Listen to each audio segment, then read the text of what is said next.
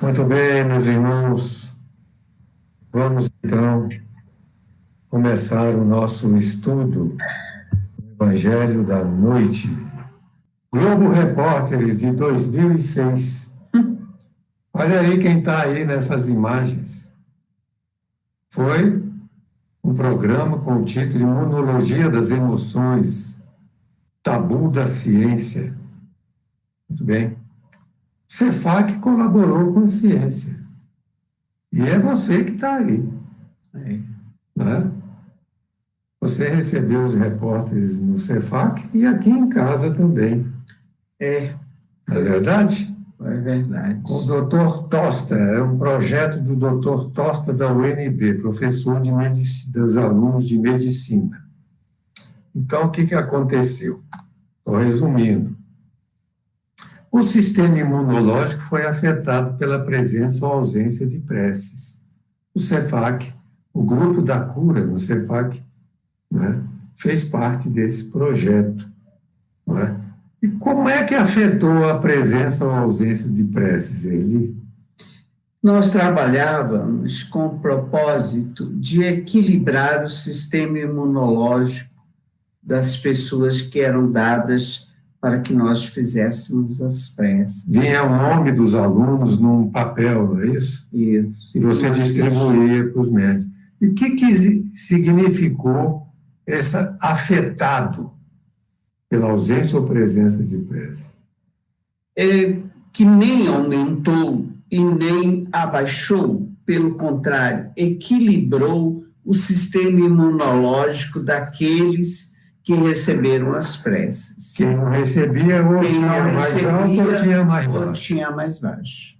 Bem, aí está outra cena desse Globo Repórter, né, cujos resultados são esses aí.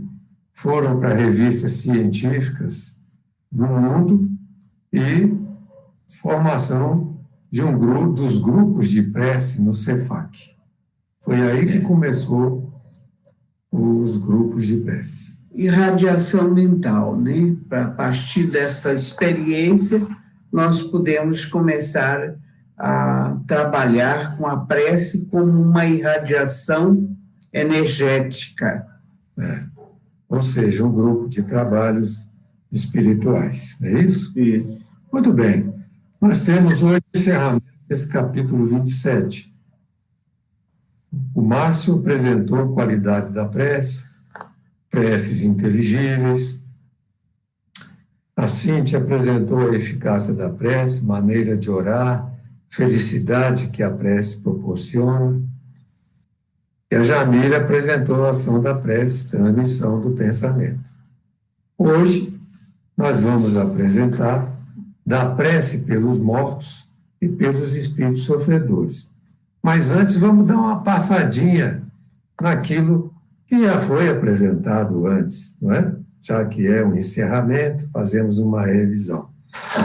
Limites da prece.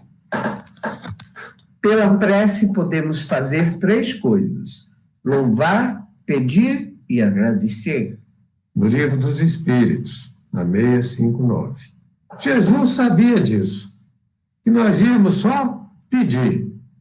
Louvar, eu acho que nós não sabemos nem fazer louvação ainda. Acho que nem sabemos o que é louvar. E agradecer, talvez. Muito raramente. Muito raramente fazer, mas alguém faz, né? É. De vez em quando. Então Jesus disse o seguinte: seja o que for que peçais na prece, crede que concedido vos será o que pedistes. Então ele já foi logo no pedir. Já que vocês vão pedir, ele deu a lição do pedir. E, sabendo que Deus é inteligência suprema, é onipotente, tem todo o poder e a ciência de tudo o que acontece em todos os lugares do mundo, em todos os momentos, etc. Então, ele pode fazer isso, atender a tudo que a gente pede. Só que ele não atende no tempo que a gente quer. Se eu pedir para ele, Senhor, me faça um espírito puro, você acha que ele vai fazer? Não, ele vai te dar a oportunidade de trabalhar para isso. E eu vou chegar um dia, vocês Vai. vou. Vai. Tudo que nós pedimos vai acontecer. Senhor, eu fico curado das minhas enfermidades. Vai ficar curado, você vai desencarnar. Aí você fica bonzinho. Nós sempre vamos receber o que pedimos de Deus, meus irmãos. E às vezes acontece aquilo que se chama por aí de milagre. Não é? A pessoa enferma fica curada, porque o pedido foi administrado no mundo espiritual. Nós vamos ver como é que acontece isso. Leis das relações. Das relações entre os homens, as leis dos homens. Nós temos que nos relacionar por essas leis humanas. Das relações de Deus com os homens, são as leis da natureza. Então, relacionar com Deus através de certas leis. Vamos ver como é que isso acontece. Por exemplo, quando nós emitimos o pensamento uns para os outros. O pensamento é matéria, composição. Produz uma espécie de eletricidade e estão na natureza. A composição de prótons, elétrons, nêutrons, pósitrons, fótons mentais. Então, é matéria mental.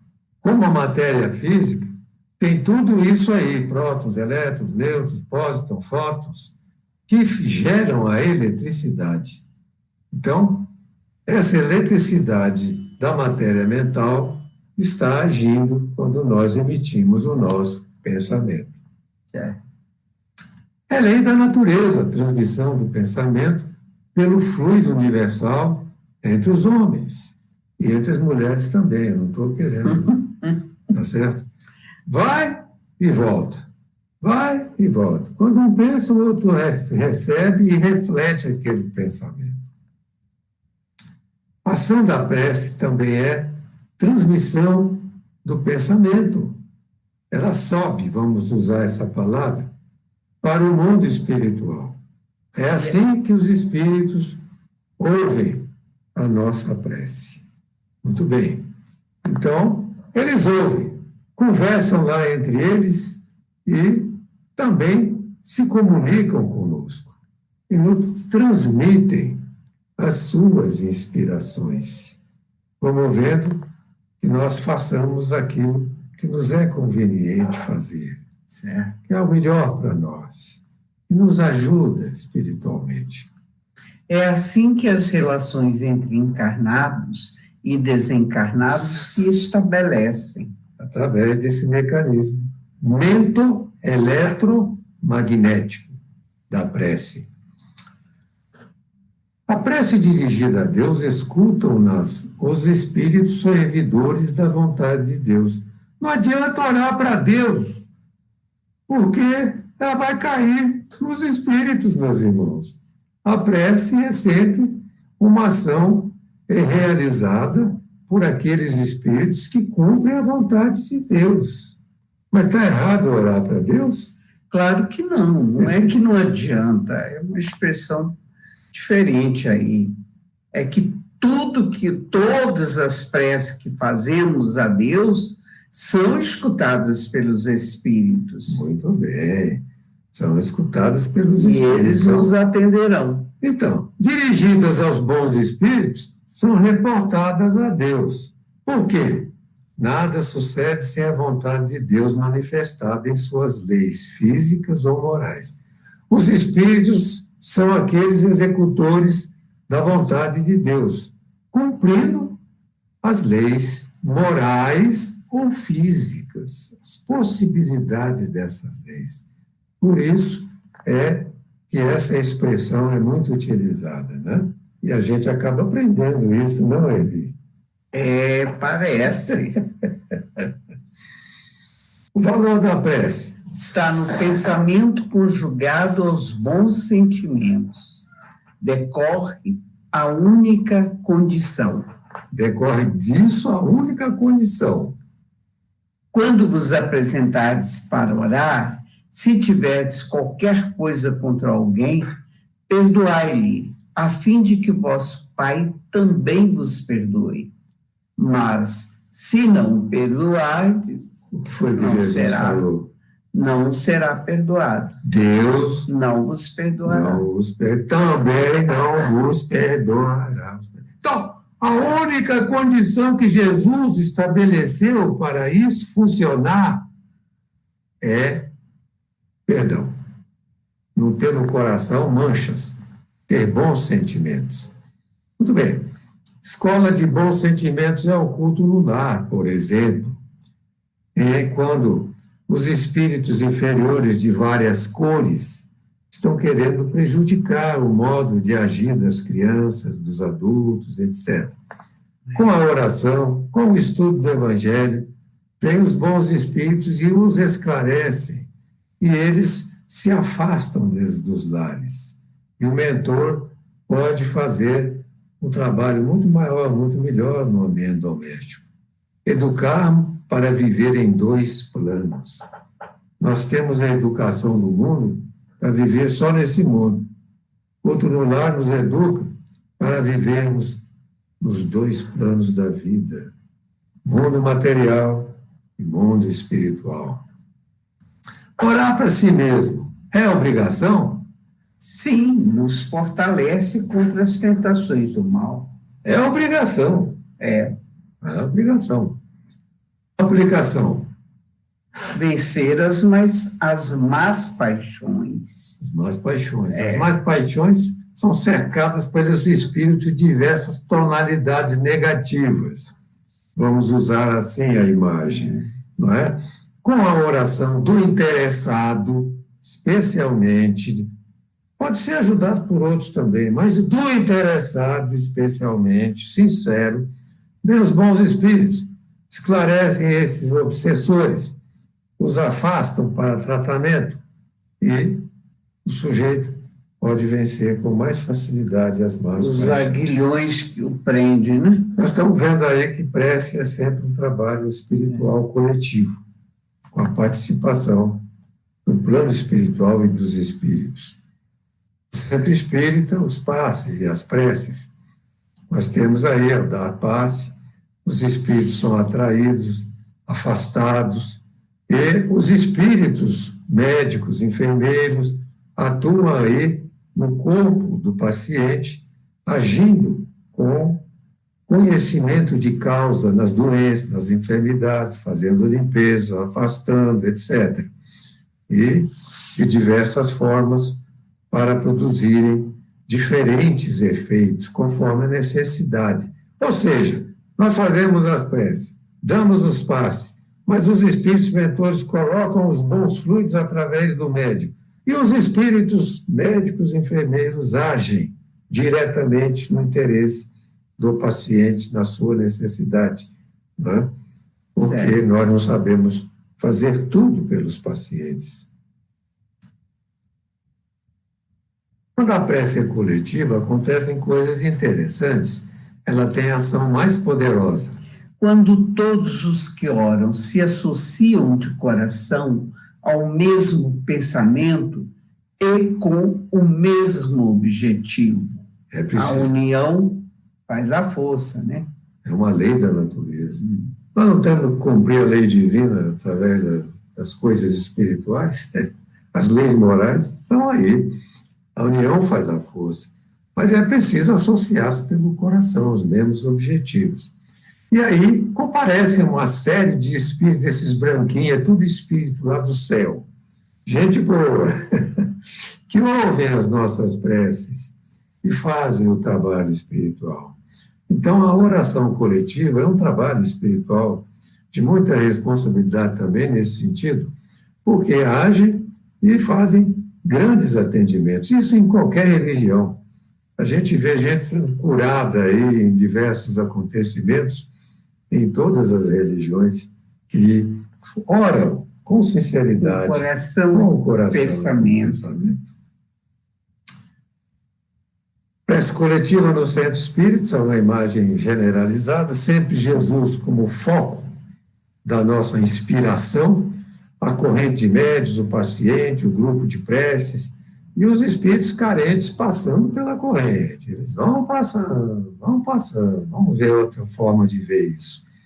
Os ambientes das preces, do passe e da ação sobre os espíritos, visto de lado agora, aí nesse treme-treme que vocês estão observando. Então, nós vamos ver o que está passando agora na corrente magnética da desobsessão. Os médios se unem num campo energético comum, formando essa corrente mental, alimentada pelos espíritos de branco, e os espíritos necessitados de amarelo vão sendo beneficiados nesse contato energético com a alimentação das preces, do pensamento elevado ao alto, da ação que os bons espíritos exercem. Agora entramos na prece pelos mortos. Há pessoas que não admitem a prece pelos mortos. Jamila. Acreditam que a alma só tem duas alternativas: ser salva ou ser condenada às penas eternas. Muito bem. Tem gente que acredita nisso. Fazer o quê? Se acredita, deixa acreditar. Mas, se for possível, vamos esclarecê-las. Em ambos os casos, seria inútil a prece. Já que está lascado mesmo, fica para lá. Não adianta. Não é isso? Mas isso não acontece. O Espiritismo veio tirar essa ideia do mundo. Ninguém está condenado a penas eternas. Claro. Isso não existe. Deus é Pai. E Pai não faz isso com os seus filhos. 2 erros. As penas, o primeiro, as penas são eternas. Esse é um erro. Isso é um erro. Pena são eternas. É erro. Mas as penas são temporárias. É o caso do André Luiz. Ficou 8 anos aí num ambiente terrível, né? E quando fez a primeira prece, a primeira oração em 8 anos, foi atendido por Clarencio, que está lá abraçando ele, e pelos padioleiros que o levaram para nosso lar. As penas não são eternas, são temporárias. O segundo erro. É imutável a lei divina. Então, se a lei divina é imutável, está condenado para sempre. É um erro. É um erro. Comentário de Kardec. Há leis naturais, imutáveis, que não podem ser abrogadas, porque Deus é imutável. É a lei da natureza. Se você se joga de um edifício de muitos andares, você vai se machucar muito. É a lei da gravidade. Que sustenta e alimenta o equilíbrio do universo inteiro, pela atração universal que Newton equacionou na sua famosa lei, né? E tal. Mas tem leis morais, por exemplo, que... Mas daí a crer-se que todas as circunstâncias da vida estão submetidas à fatalidade, vai grande distância. Não acontece fatalidade como nós imaginamos nas leis morais. É fatal o sujeito se jogar do 10º andar, né? Pouca gente se salva jogando no 10º andar, né? Tem que cair no vidro de um automóvel, como havia um caso desse aí contado pela Globo. Eu não me lembro que se era no 10º andar, mas ele bateu no vidro do automóvel e aí não morreu, ficou bonzinho, saiu andando, etc. Mas caiu muito alto.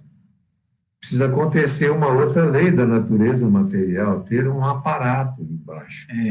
Mas nós não conhecemos nada das leis do mundo espiritual, muito pouco. Os espíritos agem com grande intensidade nas leis morais, nas leis divinas, nas leis da natureza. É possível que Deus atenda a certos pedidos, sem perturbar a imutabilidade das leis que regem o conjunto. É o caso também das curas, que os médicos não acreditam que aconteça, e elas acontecem de vez em quando, não é?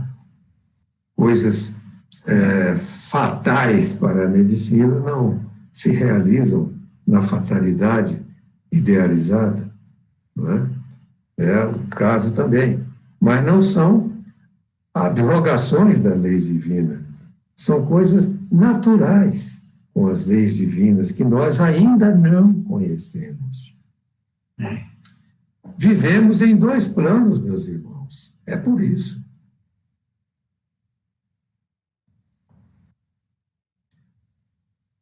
Deus não nega amparo ao culpado que clama por misericórdia. O caso do André Luiz, né? Na hora que ele fez a primeira oraçãozinha que ele lembrou que a mãezinha dele ensinou, Pai Nosso, foi atendido. Com o dogma das penas eternas, estaria condenado a conservar-se eternamente no mal. Estava perdido para sempre, né? Graças a Deus ele não ficou perdido para sempre, porque esse Espírito nos ajudou tanto, tanto, ele era tão capacitado a expressar as realidades do mundo espiritual, que nós hoje temos muito a agradecer a ele. É uma aptidão do seu espírito. E falar da ciência, como ele falou, nas obras como Evolução em Dois Mundos, Mecanismo de Mediunidade, especialmente, e outras, né? Em todas as obras ele falou muito da ciência. Era um espírito muito ligado à ciência. E seria inútil o desejo de melhorar-se. Se fossem eternas. Se fosse eterna, mas não é eterna, gente. Sendo de penas temporárias, a lei de Deus é mais previdente, é sempre justa, equitativa e misericordiosa. É isso, meus irmãos.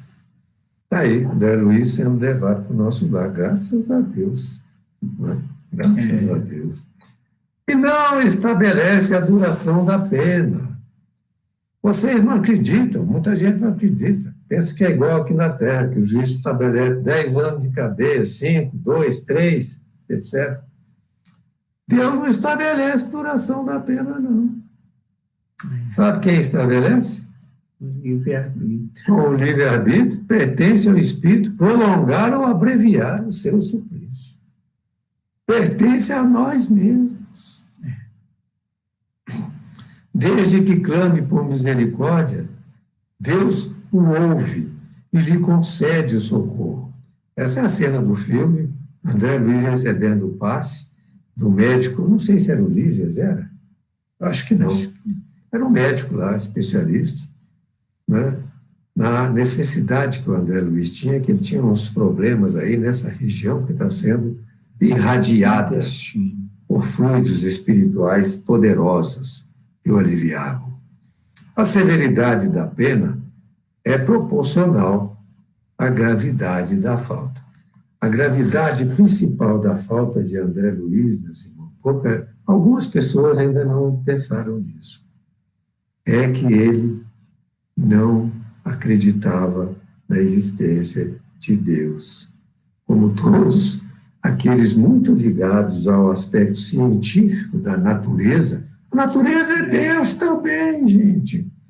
Não é? É manifestação divina.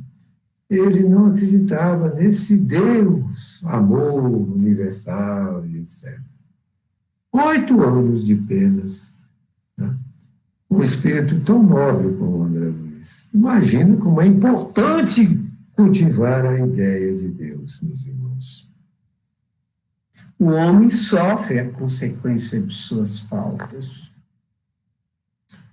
Não basta o arrependimento, é necessário a reparação. Aí já é André Luiz reparando, não é? Trabalhando no passo, no magnetismo, depois de limpar o chão, limpando vômitos. Ele era um médico nobre, né? Foi fazer limpeza no mundo espiritual, empurrar móveis pesados, ficar cansado, etc., como está relatado na obra Nosso Lar.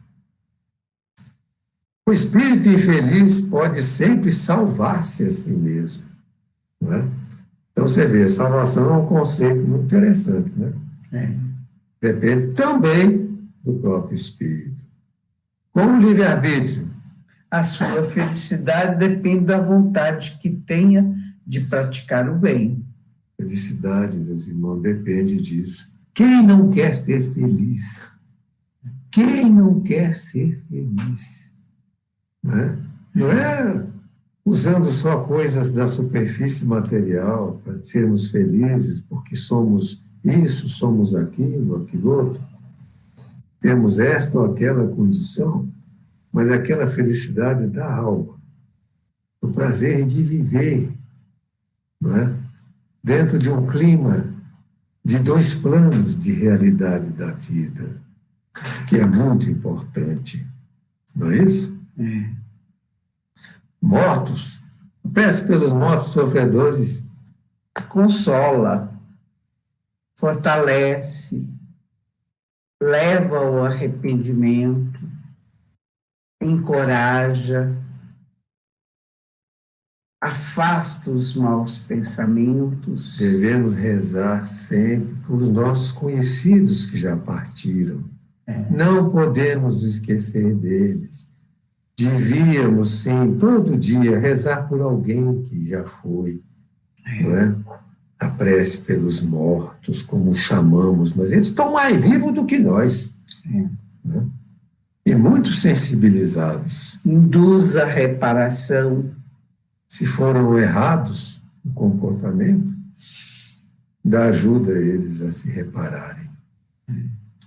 Ao invés de pedirmos a Deus que derrogue sua lei, tornamo-nos instrumentos de execução de outra lei divina, a de amor e caridade. É isso, meus irmãos. Muito bem. Elementos gerais de prece, nós podemos ver aí. O mentor espiritual, os espíritos é que recebem nossas preces, nós já vimos, né? Mesmo dirigidas a Deus, vão cair nos espíritos, né?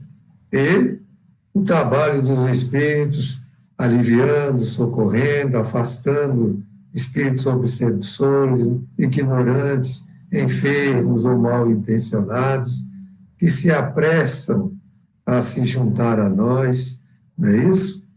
Então, nós, orando para um vivo ou para um morto, dá no mesmo. É a mesma, digamos, equipe que atende aos nossos pedidos de oração. É a mesma, vamos dizer assim, força espiritual que atende, tanto quando nós oramos para vivos ou para os mortos. Muito bem, meus irmãos, agora nós vamos fazer o tratamento, como a Eli, a prece coletiva, lembrando que tem ação mais poderosa quando fazemos associação de coração e pensamento com o mesmo objetivo. A união faz a força. Atraímos os bons espíritos, no caso hoje, ligados aos trabalhos espirituais do CEFAC, porque a equipe do CEFAC está, sim, relacionada intimamente com o acontecimento que vai se realizar agora. A nossa oração coletiva. Acompanhemos. Graças a Deus.